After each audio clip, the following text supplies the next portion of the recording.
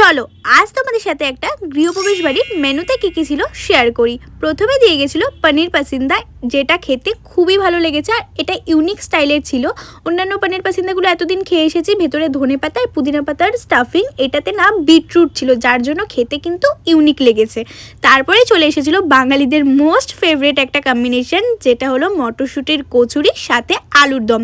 আর আলুর দমটা কিন্তু দেশি আলুর দম নয়, স্টাফড পটেটো, যেটা খেতে অসাধারণ হয়েছিল, স্পাইসি টাইপের। তারপরে দিয়ে গেছিল নবরত্ন পোলাও, যেটার মধ্যে নানান রকম ফল আর ড্রাই ফ্রুটস দিয়ে বানিয়েছিল ওরা, একটু হালকা মিষ্টি মিষ্টি, আর সাথে ঝাল ঝাল করে এই এঁচড়ের কোফতা, এটাও কিন্তু খেতে ভীষণ ভালো লেগেছে। তার মধ্যে এঁচড় তো আমার আবার ফেভারিট, এঁচড়ের যে কোনো রেসিপি আমার ভীষণ পছন্দ। তোমরা কারা কারা এঁচড় খেতে ভালোবাসো কমেন্টে জানিও। তারপরেই দিয়ে গেছে ছানার বড়ার তরকারি, এটা জাস্ট হালকা মিষ্টি মিষ্টি লেগেছে খেতে, মোটামুটি, খুব একটাও ভালো লাগেনি আমার।